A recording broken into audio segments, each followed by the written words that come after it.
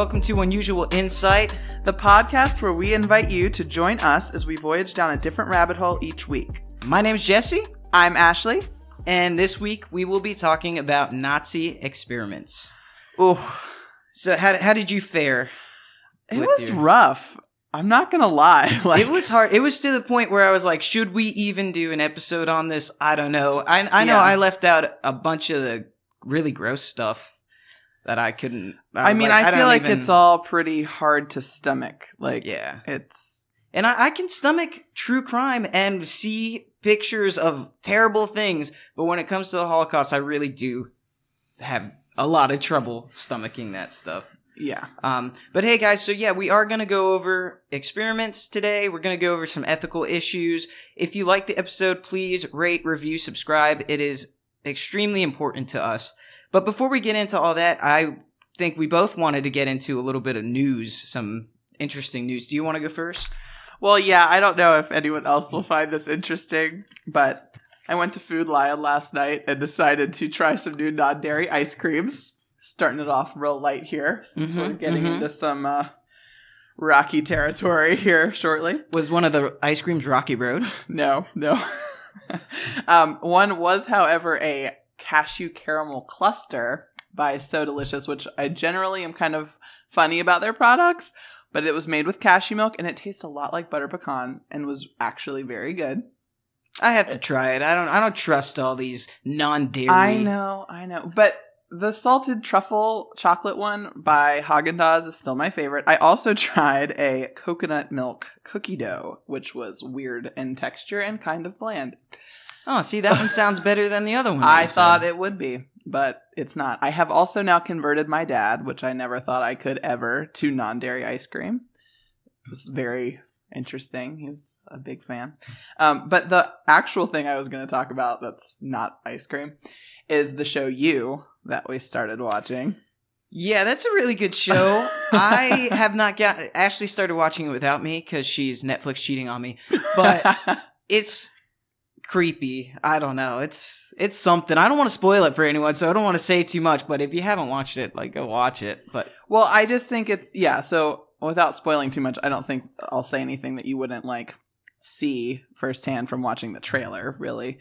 But I think it's really interesting. I was looking online, and there's all of these people who are super rooting for the main character, whose name is Joe Goldberg in the show, and are kind of somehow glazing over the fact that he is a total sociopath and is deeply disturbed and, abusive and manipulative and obsessive and just crazed.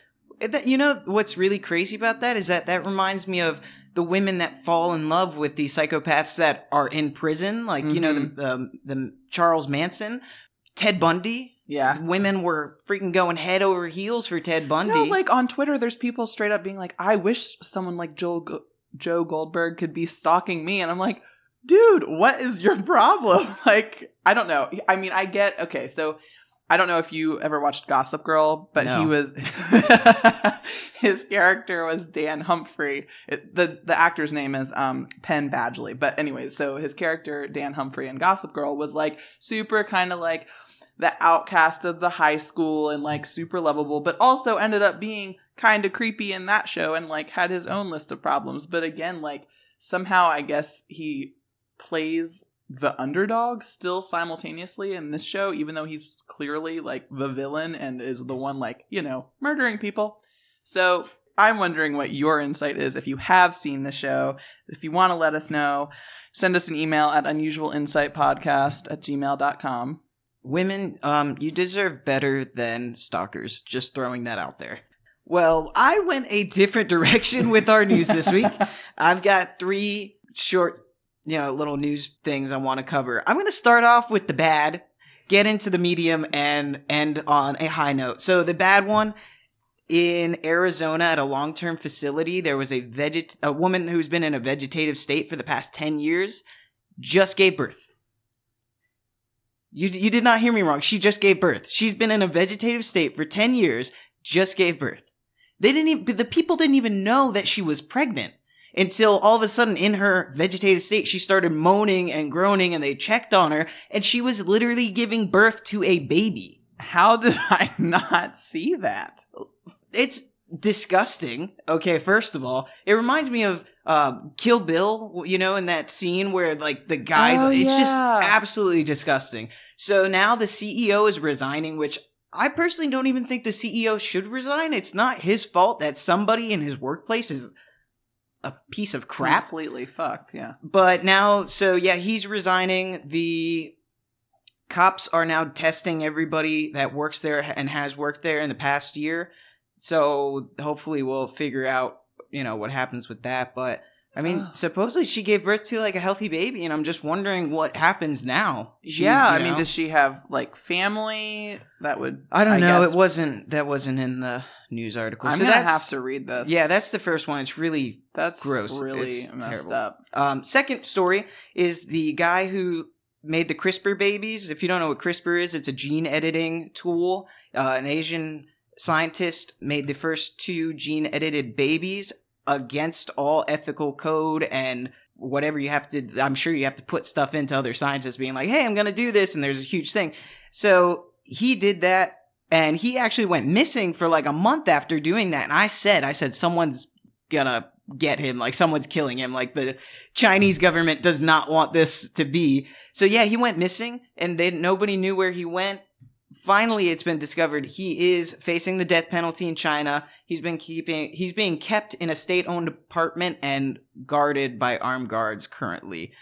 I totally called that was going to happen. That's really interesting stuff too. So if you want to know more about that subject, totally look it up. And my last piece of news is that Centoya Brown, do you know about her? No.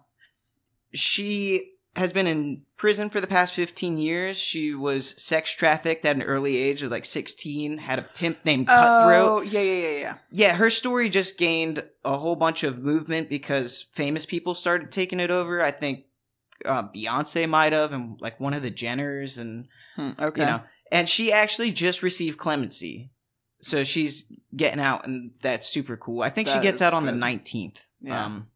So yeah, that's cool. And I know a little bit about her story and the actual murder and what happened. So it's definitely like gray and like she knows, yeah, like she did something wrong. But if you just look at the circumstances she was under, it's you know, it's what it is.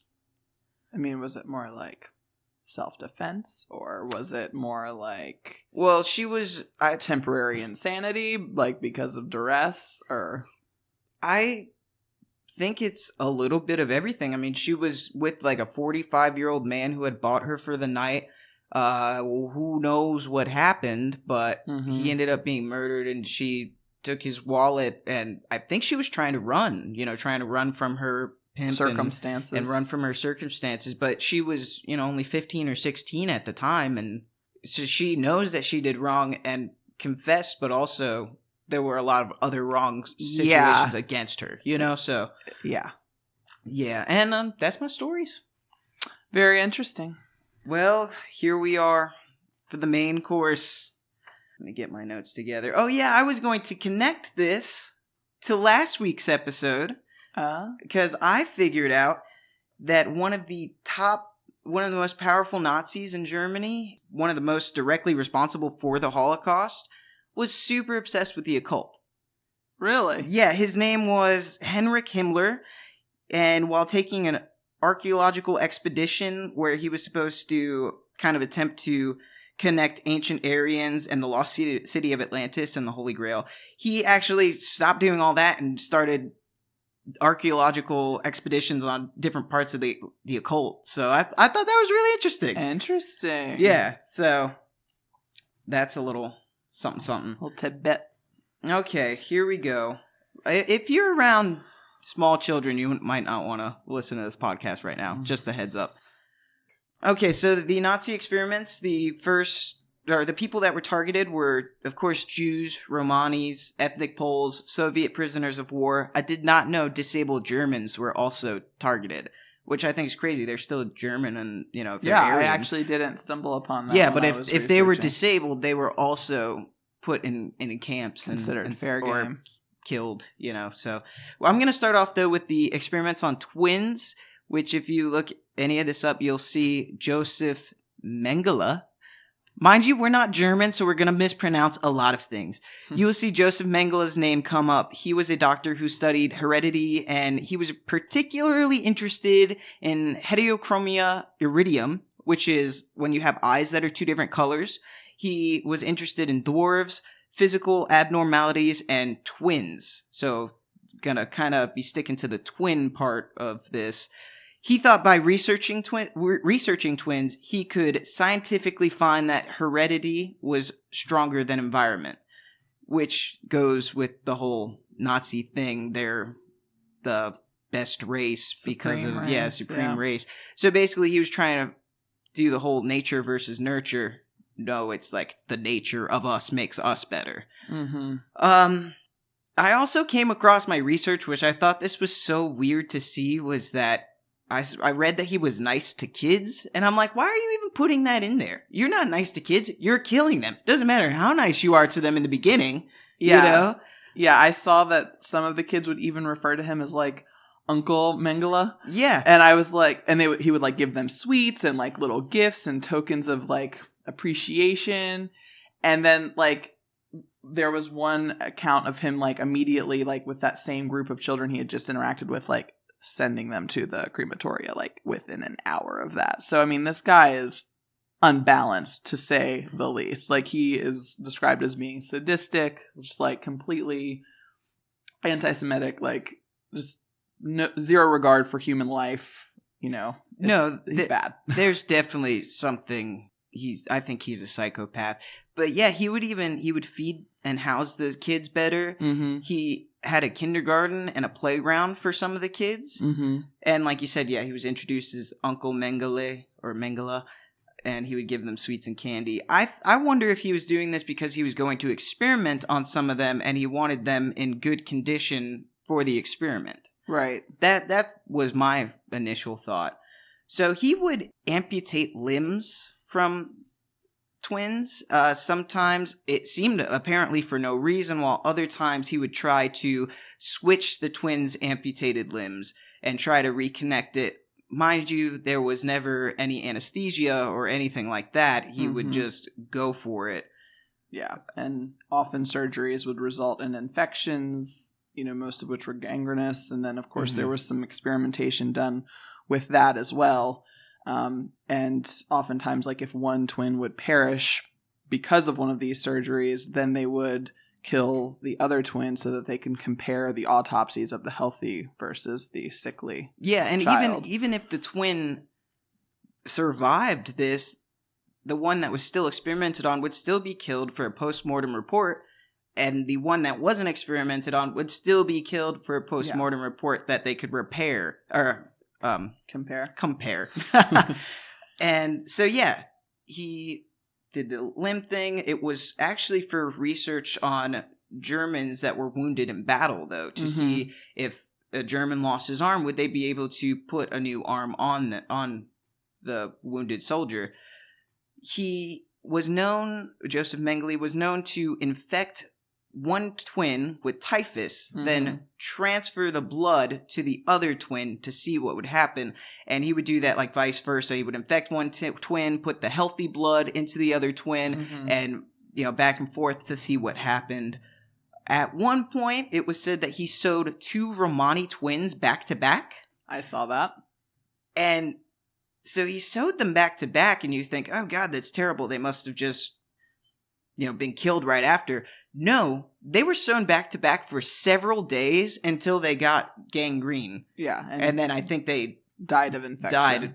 Because of that. Yeah, he was trying to recreate conjoined twins. Why? What's even the point of that experiment? No, it seems like basically humans were his puppets for his own curiosity. Yeah, definitely. And, while some of these experiments were ordered from higher up, for like the purpose of trying to, fix wounded soldiers or cure certain diseases, but like a lot of it was straight up just like, I wonder what happens if. And again, just he had humans at his disposal, and it's just really sad. Yeah. He was even said that people that had gangrene, that he would saw off their heads to investigate the gangrene. He thought that there were genetic causes behind gangrene, that people that weren't of the supreme race were more likely to get gangrene because of their genetics. Like more susceptible. Yeah, or something. exactly. Like tainted genes. Yeah. Exactly. Just really craziness. There was even one night where it was said he killed 14 twins in one night by just chloroform straight to the heart. Yeah. I'm wondering, did he even experiment on them, or did he just kill them to kill them? Yeah, I don't know.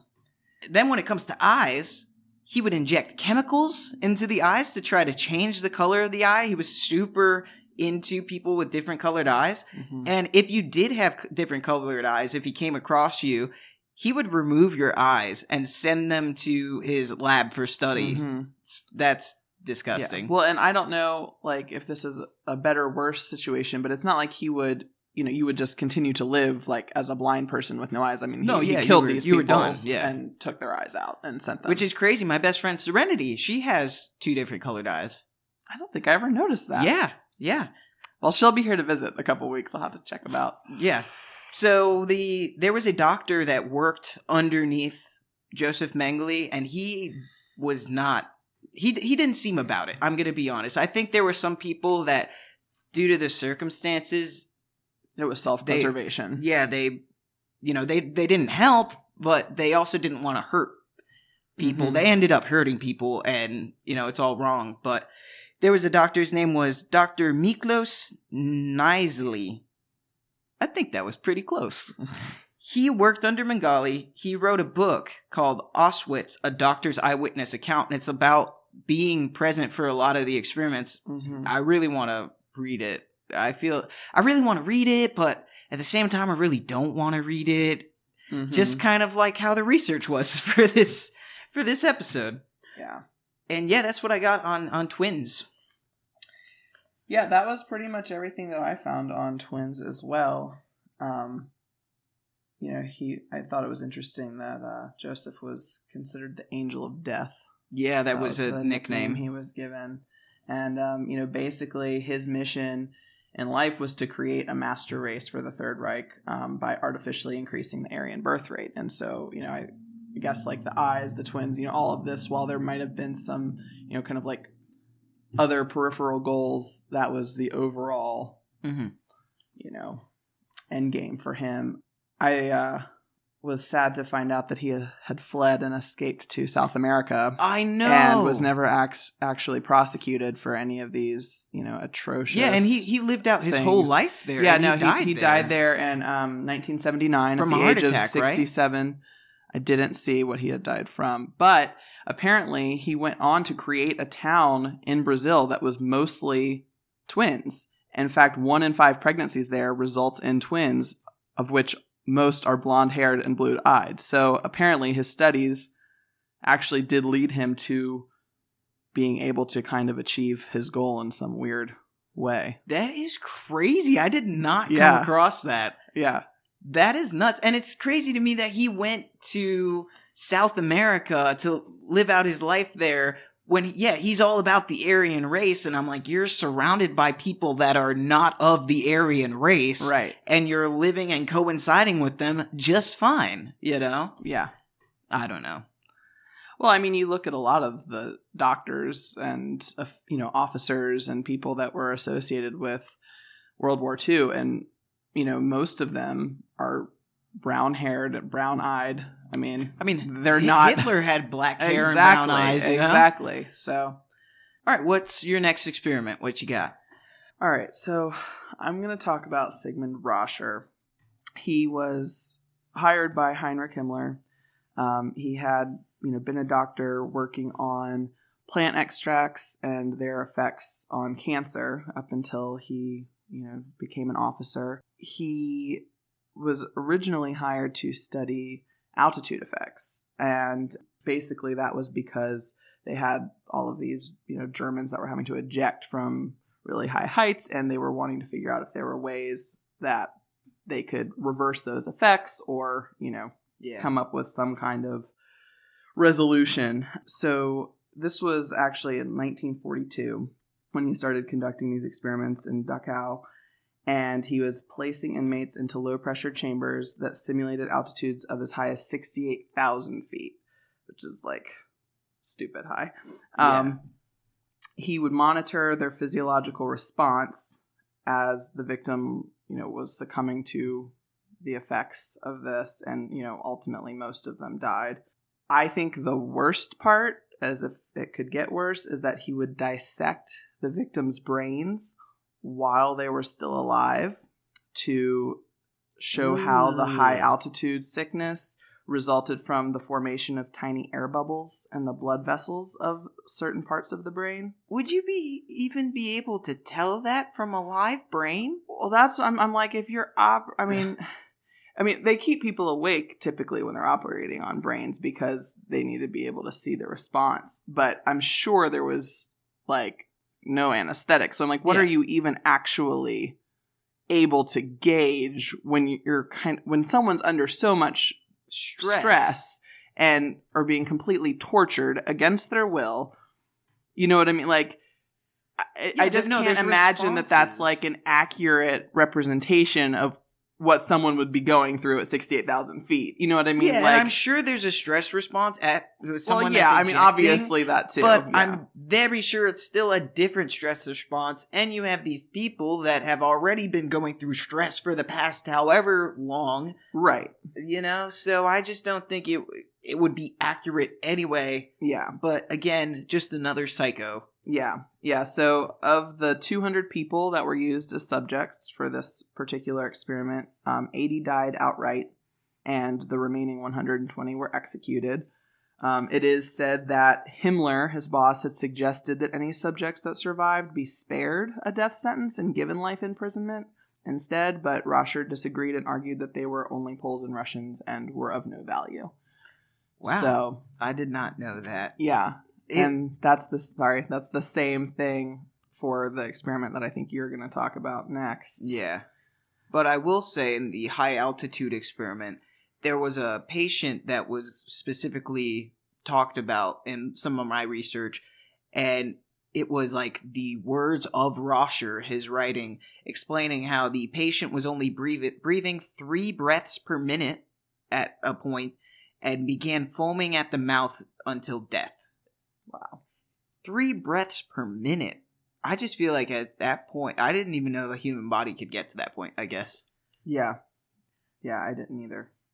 Okay, so Sigmund Roscher from Dachau also had freezing experiments, which the point of these experiments were to save German soldiers from hypothermia. Now, these freezing experiments were also conducted a lot on Russians, because the Germans thought there was a genetic resistance to the cold because they were Russian, so they wanted to see that effect. Basically, what he would do was that he would place these, I say victims, I don't say patients, I don't say whatever, I say victims.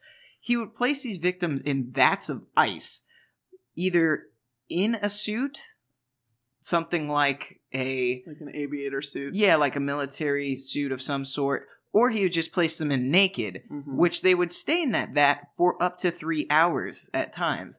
If they weren't in the vat, he also strapped down his victims outside in freezing weather, like strapped arms, strapped legs, freezing cold, snowing, leave them outside. I found that when they were strapped outside, he would actually leave them outside longer than when they were in the vats of ice.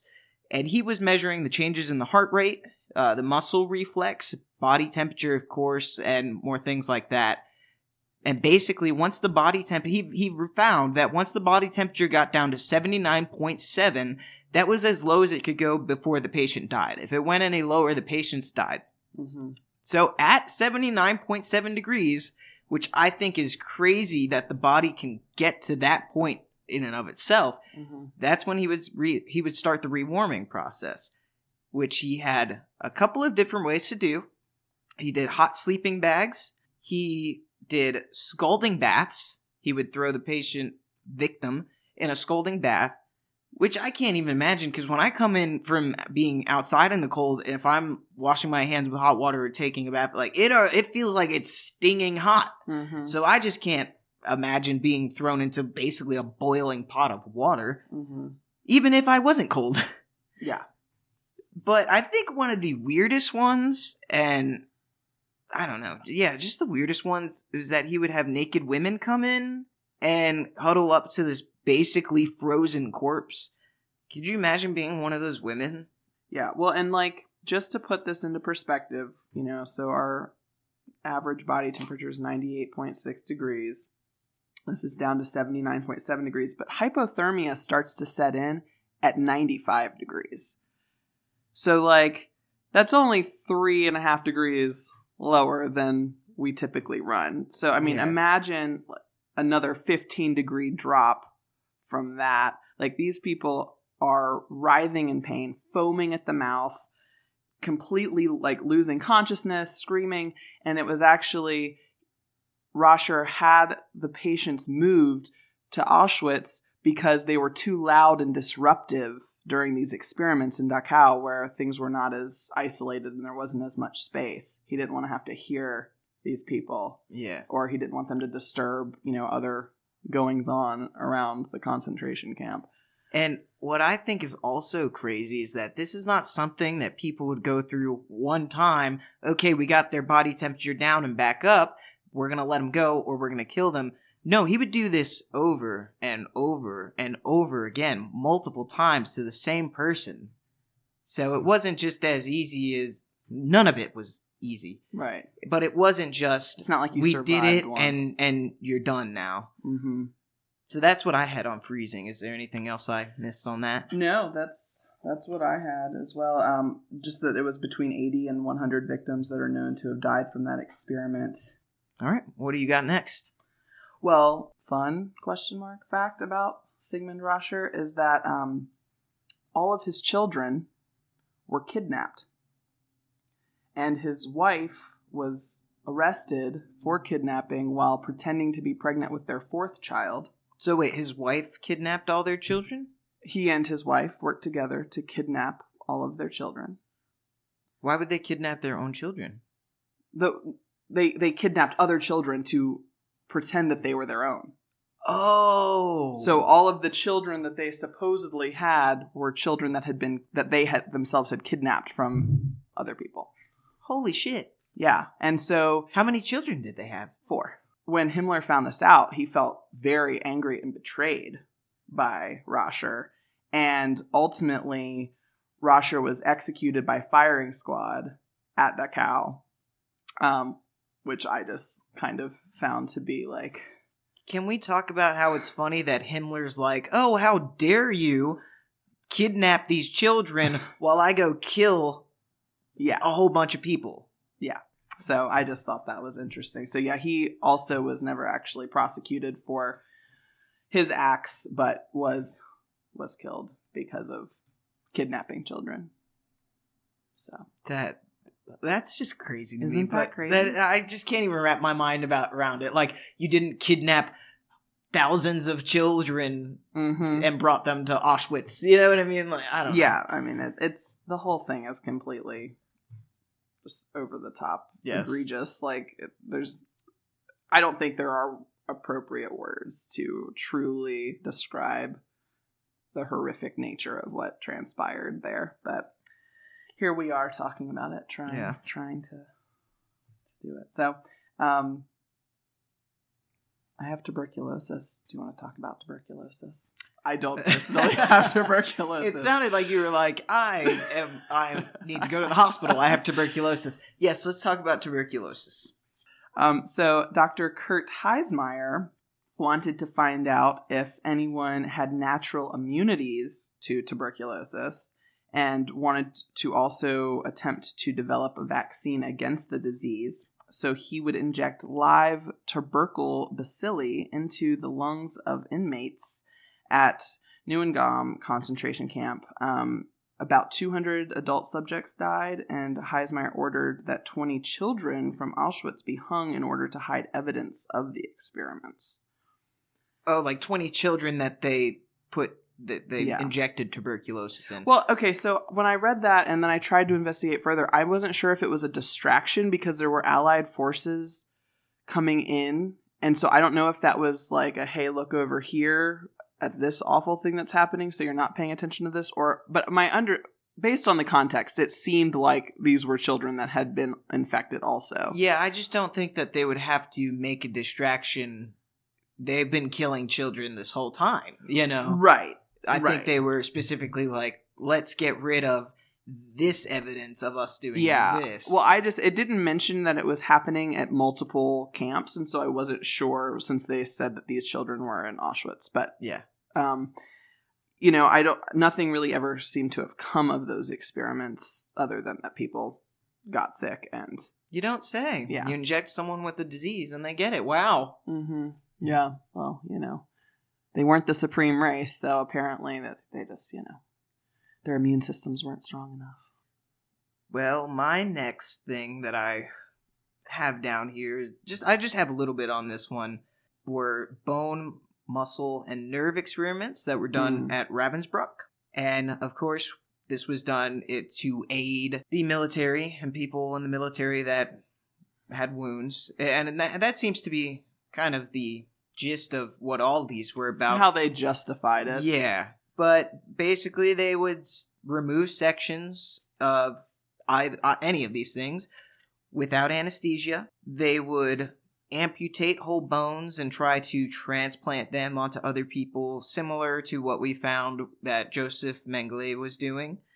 They would also inject bone marrow with bacteria to study the effectiveness of new drugs that they were creating, which in and of itself, I mean, all of this is fucked up. I was going to say which is fucked up, but there's not one thing we're talking about today that's not very fucked up.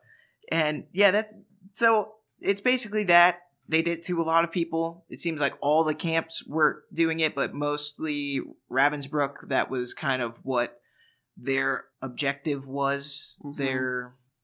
That's what they were given to do. And that's really what I have on that. So not much there other than what I just told you. Yeah. Do you have any other experiments specifically that you wanted to go over? Well, I guess kind of going into where I just ended on that, injecting the bone marrow with bacteria, they also did okay, here we go.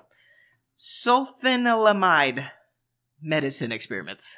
Like I said, that they were trying to study the effectiveness of new drugs. So yeah, they would inflict battle wounds on patients, similar to what you would see Germans getting inflicted with, and then they would infect the wound with bacteria.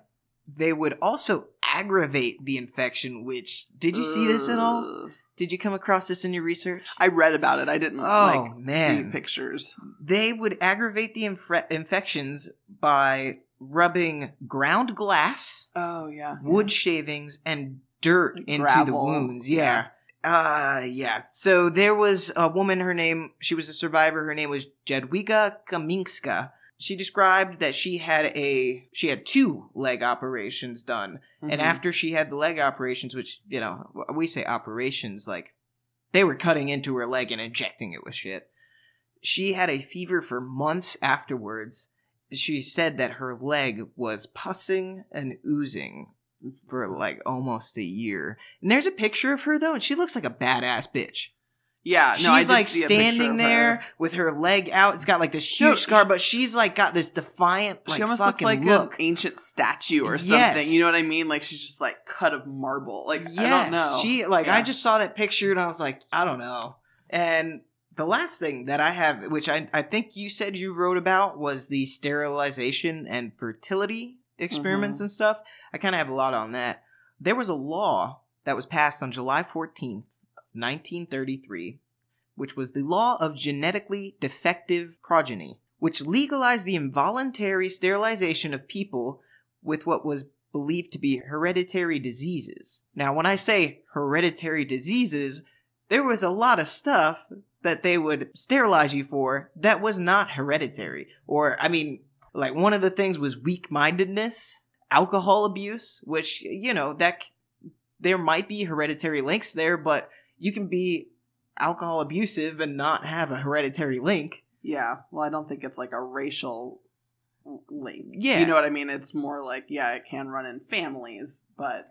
And there was some other stuff, of course, that they would sterilize for: schizophrenia, insanity, blindness, deafness, physical deformities, stuff like that And within 2 years of this law passing, 1% of the citizens between 17 and 24 were sterilized. Which you'd think 1% doesn't sound like a lot. When you have such a large population, 1% is a lot. Yeah. Within 4 years, that number went up to 300,000 people. I don't know why it switched from percentage to like amount in my research, but that's what I found. Yeah. Well, and the way that they would go about sterilization is not like how, one would go about having their tubes tied today, where you go in and you're put under anesthetic. And, this is like horrible mutilation, caustic substances being injected into the cervix or uterus. Testicles were often heavily radiated and then ultimately castrated for studies. And so they could see, how the testicles had changed. But what I read was that the sterilization happened after they kind of had failed attempts with artificial insemination, which was when they were trying to still kind of make a greater race or be able to tamper with the births. Yeah, which is why they switched to sterilization, because they were like, okay, if we can't can't create the perfect child on our own, we'll get rid of all these people that have all these hereditary problems, and then the perfect child will be the creation. Right. Yeah, right. And there was a doctor, his name was Carl Clawberg, and he was hired to develop a method of sterilization that would be fast. They were trying to get this done quick. They wanted it to be quick, and they wanted it to be easy and inexpensive, not a lot of time or effort put into it. And that's why they started trying all these different crazy things. Like, women had caustic substances, like you said, put into their uterus to see, what would happen.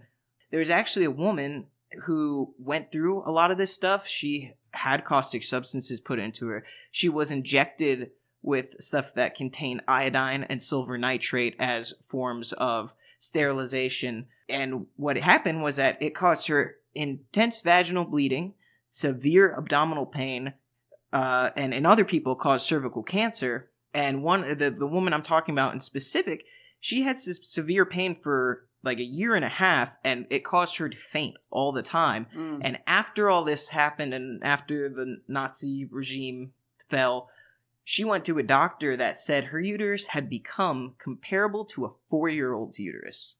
Wow. Yeah, because of all the stuff that she just went through. Only to find out in the end that they stuck to radiation treatment. That became the favored use. It was easy, it was fast, it didn't, really hurt the people in the ways that injecting iodine and silver does. Right. Well, and it probably didn't require as many materials. Yeah, exactly. That would have been harder to come by. Yeah, I mean, there were over 30 Nazi experiments, and I mean, I know we've gone more in depth about some, but the others, I have like a sort of a list of, like the seawater only diet, saltwater only diet. Did you look into that? I looked into, I couldn't find very much on that. Yeah. But I did see some stuff on that, and where these people were only getting salt water. Yeah, no food. No food, just salt water, to the point where their tongues would be swollen and they'd be trying to lick up dirty mop water because they were so thirsty, and they're just... Well, and for whatever reason, and I'm not sure why, it was only targeted at the Romanis. I did not know the that. Gypsies, yeah. So, of course, there are a lot of ethical issues with what happened and everything. Of course there's people being held and experimented on. But there's also new ethical issues that have come up now with what we do with that information. Should we use the information that was gained from these experiments if it's helpful, or is how this information came about just completely too bad to even use the information itself? Now, I do know that, like, the freezing experiments and some of the poisonous gas experiments that they did can be used in modern research. Yeah, actually, Roscher, despite him being a horrible asshole, was known for being meticulous and even obsessive about his reporting, and his research on hypothermia stood as valid science for almost half of a century, until 1990, when it was deemed unsound because of how it was obtained. I think that there are clearly moral issues with how to justify or not using research like that. I mean, ultimately, it's not like more damage can be done. These people have already suffered and, ultimately most of them perished. But were their lives then taken in vain if this information could be used to save or help someone else? Mm-hmm. And I think that, the dilemma ultimately is, if it was considered usable, would that then encourage others to put science before humanity? And I do know as well that some people think, kind of similar to what you said, that there's this subtle message behind using the experiment information that basically says, well, that wasn't too bad. Right. Of course, I don't think anybody truly thinks that, but like I said, this kind of subtle background, like, oh, well, they're using it. Mm-hmm. I personally think that if we have the information and it can help people, it should be used. I do know that a lot of scientists have said, although, what did you say? Was it Sigmund Roscher that kept the notes? He might have kept meticulous notes, but a lot of scientists have said, looking at the stuff, that there's too many inconsistencies in the methods and how the experiments were held, that it's not even usable for that reason. Other people say that it's scientific fraud because it doesn't advance science or save lives, that a lot of that information, so that way it shouldn't even be published. Mm-hmm. So there's kind of different people saying different things on why it should or should not be used. Yeah. Yeah. I mean, in, as far as a current substance, one of the experiments done was with phosgene gas specifically, which was used as a weapon in World War I. And then because of the fear that it could then be used again in World War II, they were exposing people to it in large quantities to see what the effects would be and if there could be any reversing. A lot of those side effects are specifically respiratory. I mean, basically you end up drowning because of inflammation in your lungs. The short version of that. But currently it is used still in the development of many plastics, pesticides, and other chemicals. And the EPA will not use it, again, because they feel that it's inconsistent. However, it's believed that it could be very beneficial because at this point, the only testing that has been done in an acceptable form is on animals, not on humans, for obvious reasons. And, there have been issues that have come up with factories producing too much and whole towns being affected by this. So again, I agree with you. I think that if bits and pieces can be extracted and then applied to other science and research that's been done properly, again, I feel like otherwise the one good thing, if you can even say that would come from the atrocities that were performed, is that then it could help someone else. But I do feel like if it is used, it should be done with full transparency of how that data was sourced and clear condemnation of how it was obtained. You know what I mean? It's never okay to use data that was sourced by just morally repugnant experiments. You know what I mean? Yeah. And touching on what you just said about everyone, if you're using it, we know where it's coming from and put that out there. I agree with that. But right now, because of how everything is and how people are looking at this information, sometimes it is used in modern research, but it's used quietly and unsighted, which I don't think that's right. I think, you say where it came from and you say how you got this and you show how it's helping people. Yeah. If nothing more than as a way to honor those that did suffer. Yeah, because of it. In the U.S., when the data comes up for publishing to different places, it's consistently being rejected. And that's from multiple places that are rejecting it. But I understand it's a absolutely touchy subject. And one of the things people bring up too is that, could you imagine being a family member of someone that was experimented on or in the Holocaust in general? Right. It really was not that long ago. Yeah. So what, your grandfather or your great-grandfather... reopening old wounds. Exactly. So that's one of the things, is how will that affect the people that were affected by the Holocaust, which you currently, the effects and the scars, I think, are still... post-traumatic. Yeah, are still lasting, even if you weren't around for it. So that's what I've got on modern ethical issues and how I feel about it. Yeah, I mean, I feel like we stand on the same side of that. And, that's really all that I had written down and what I had come across as far as, people on each side. It is, some do argue that to even consider using it, one would not truly understand the magnitude of the issue, and just how horrifying it was. But again, as bad as it all was, it did happen. The data's there. It's not going anywhere. And I just kind of stand by if something good can ultimately come out of it, even though it was sourced so badly. Why not turn a bad thing into a good thing if you can? Because I just kind of stand by that in life in general. Yeah, I agree. Well, that was a freaking tough one. It was a doozy. I feel depressed. No, so last week I said the whole cult thing was kind of depressing. That was small potatoes compared to this. Like, I oftentimes just had this pause during research and collect myself and take a moment, because it's really hard to read about, let alone see the pictures and sympathize with these people. And empathy is real, and unfortunately the people that were performing these things lacked any empathy. But I think I usually do my research. I work overnights, so I tend to have a lot of time to be able to do research, and I will usually do my research all in one night, basically, and then maybe touch on it here and there throughout the week, find some little new things about it. But this week I had to take it took me days to finish my research. Yeah. But hey, I want to know what you guys think about the ethical issues of using these experiments and using the information from them.